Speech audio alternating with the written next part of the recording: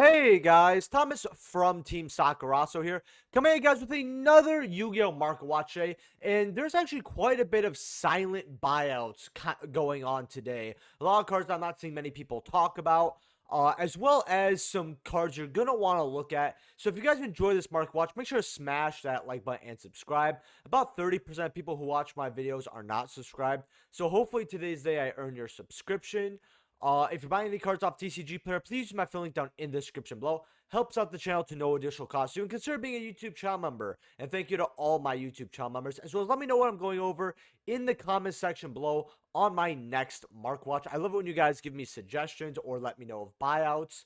And before we get into it, I actually uploaded on the second channel. Yes, I'm not just talking about it anymore. It was a fast food tier list over here, and it's only got 23 views, which I'm not shocked at. A lot of people aren't subbed to this channel. They're only here for Yu-Gi-Oh!, which is completely fine, by the way. I know some people, they have a second channel, doesn't have much success. It happens, whatever. I didn't expect the first video to do much anyway, but if you guys want, like me, and you guys like how goofy I am on my live streams, and you guys want to see a little more jokes, check this out and leave a like in the comments. I'll be replying to every single person who comments. And we're gonna get right into it. Scarlet Red Dragon Archfiend Ghost Rare. Also, this channel is in my featured, and I'll link it in the comment section below as the pinned comment. Scarlet Red Dragon Archfiend Ghost Rare. For first editions, these are basically bought out here. You have a 1 year mint here for 95. 100 and then 120. I told people to get this in my 5 card set in your trade binder, which was my last video, and there's still a few copies still. There's like maybe 20 something first editions, and these got gobbled up like really fast. This will go up because of the Resonator structure deck. If you guys want more cards that you should get, go ahead, watch that video. But yeah, this card's now bought out. If you guys want to get this card for $100, which it was around 85 when I told people to grab it.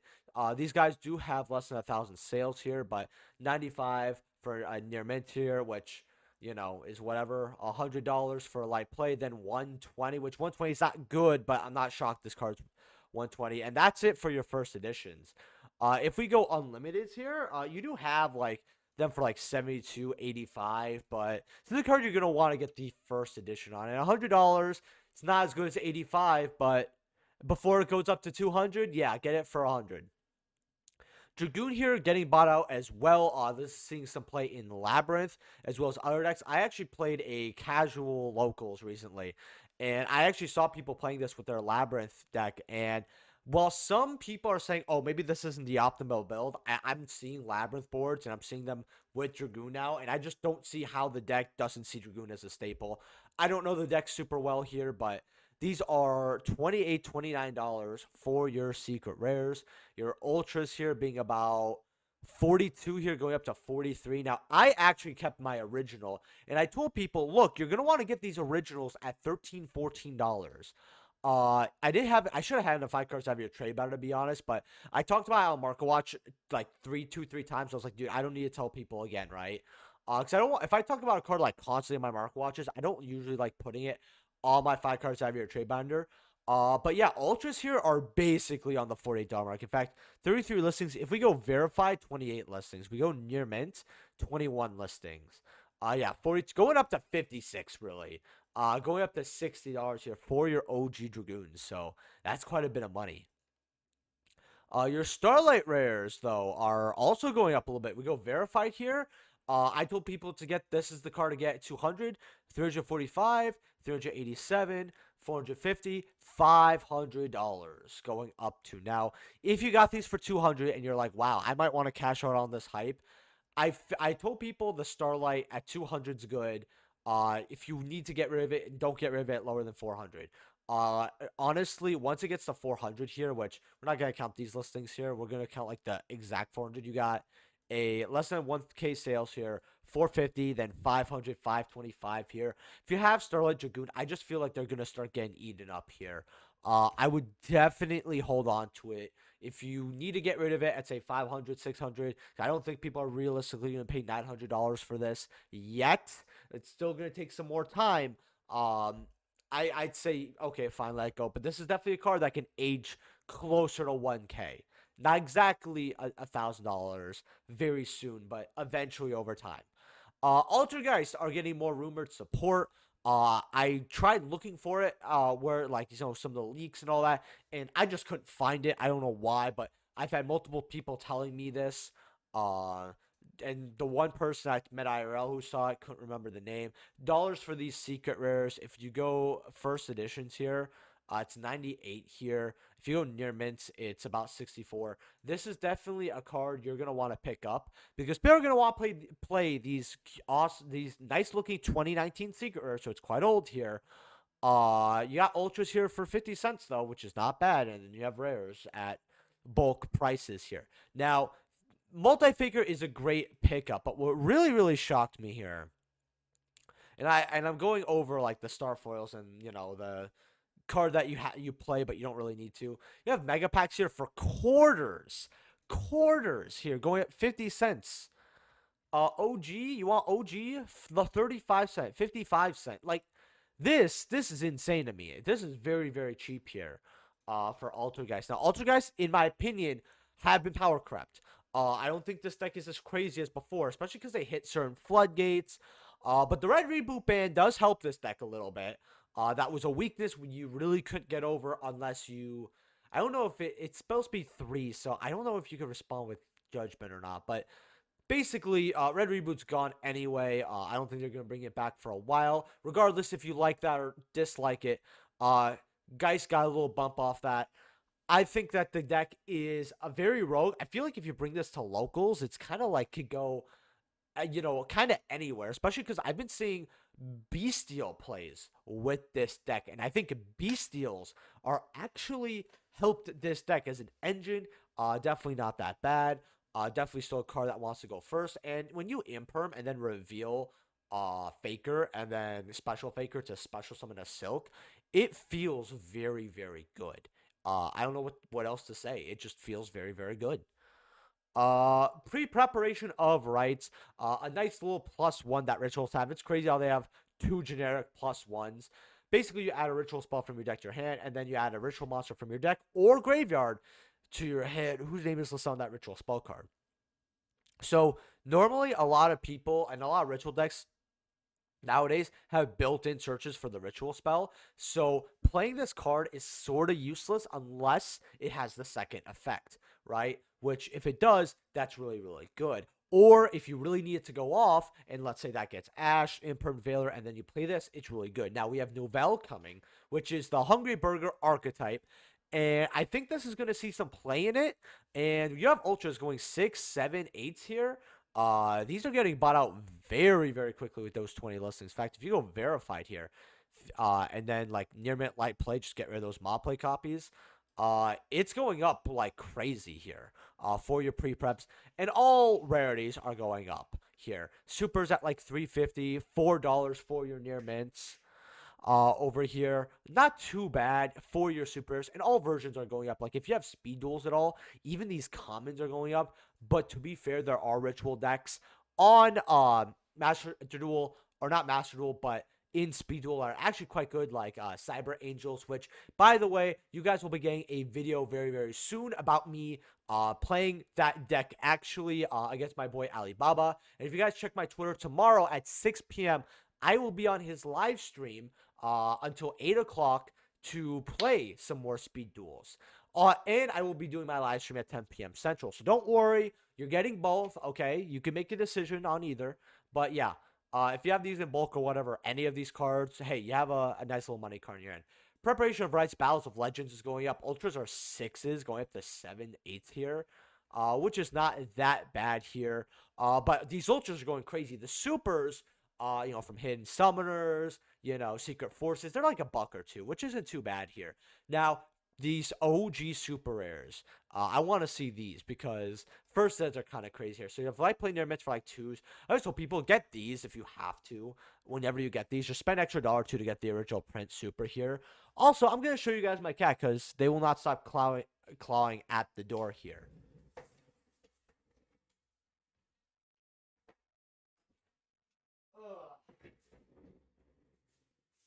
Oh, fat kitty. Oh, Do you want to say hi? Do you have anything to say? All right, nothing to say. All right, you could go behind me. All right. There we go. All right. Anyway, preparation of rights here. First editions here are about $20, 35. It's pretty awful, honestly. Are there any like cheap mod plays? There's some cheaper mod plays if you don't mind that. But if you get lucky and you pull an LP or something that's not really noticeable, it's nice. But it is a gamble and it does cost you a little bit of money here. Relinquished Fusion from Legendary Duels Ancient Millennium. This is the original print of this card. It actually is very low on listings right now. $7.50 for a light play, $8 going up to about $10 over here. But there's not that many listings with that $16 mark. And this card, unlike a lot of other Legendary Duels reprints, usually we get like the normal Ultra reprinted again. And then you have the 3 colored ones, right? Well, with Legendary Duels Ancient Millennium, they actually don't have that, right? Maybe because it was the first Legendary Duel Season 1, but you just have the purple, green, and blue here at about $1, right? So it's worth a little something. But these listings are a bit lower for a card that really shouldn't, because number one, a lot of collectors are going to get this, and they're going to want OG print, right? I don't think there's many casuals who really want this card, except maybe they got one back then just to collect, right? Maybe a playset, right? But the fact these listings being low don't make much sense to me. I think the original is not bad at about $8 here. I actually played a cool Shaddoll build with this card back when I first got into the game. If you guys don't know what this card does very quickly, basically it lets you fusion summon one of the Ice Restrict cards, which there's quite a few here, but you basically put 1,000 Ice Restrict, take a monster, your Poke Controls, all that stuff. But what's really cool is during the main phase, you can banish this card, you target affect monster Poke Controls, and equip it to your Ice Restrict, but it's treated as a monster's effect.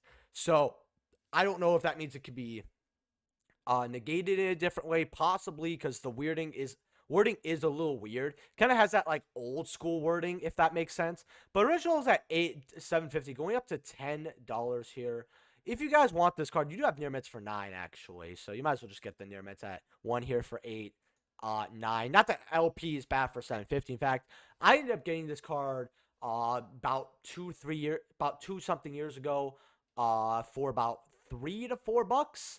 I ended up getting myself a playset because I thought, well, maybe I want to play that deck again for fun, or give you guys a really bad deck profile, which, I mean, I have done in the past, which you guys are getting that Edison deck profile probably Wednesday or Thursday, I'm thinking. So be excited for that, and then I'm going to give you guys, hopefully, a Taller Knight deck profile for the next month, hopefully. Muckracker from the Underworld. Secret Rare is getting bought out here. Near mint started about 17 here, going up to about 17 again here. And there's not a crazy amount of these on the market, but they are going up here. 15 listings. And then you have the Ultras here, $12. So this is very funny that we have these secrets here, near mint 16, and the harder to get version at 12. Personally, not even to be cheaper, I would get the Ultra. Now, I do actually own the Ultra, and both the Secret and Ultra look great because they have like a different weird Ultra foiling for sneak peek promos. Like, I feel like if they had the sneak peek promo foiling for like stuff like Battles of Legends, all that, I'd probably like it a little more. In fact, I probably might prefer that rarity over, like, say, certain supers that came from certain sets, like Astro Pack supers. I don't hate them, but I don't love them either, kind of thing. I would love to get sneak peek ultras, etc., etc. If you guys are looking to pick up a Muckracker, get the ultra rare, because there's not like in this ultra rare, it can't replenish itself like other versions, because it's a very few people actually have this floating around here. So, Kashtira Fenrir, Ultimate Rare here. Someone asked a great question, asking, hey, why are both Fenrir versions going down, especially if it's a meta relevant card? You know, we have a $65 ulti here, and then we have the Ultra that dropped like crazy at 38. Well, I'll explain this. I think I already did, but for those who don't know, the reason why this is so low is because when Konami gives us an OTS pack, a lot of players like to play tournaments. Some locals have maybe only 8 people or even less. Some have, between 10 and 20, which I think is basically the average. And then some locals have anywhere from 20 upwards to 40 people for your normal events. I'm not including special events like case tournaments, all of that. So a good amount, large majority of stores have OTS packs, right? So you have players every single week constantly getting a good amount of these OTS packs. Everyone gets one for entry, and then the prize pool is different for each locals, right? So do with that what you will. So if you say people keep coming back, they keep playing. These OTS packs spread like wildfire. So do the singles. So a lot of people start getting them, and because a lot of people start getting them, the ultis, there's a lot of ultis floating around, especially since we're gonna have this one for a while. $66 is a very fair price for ulti Fenrir here.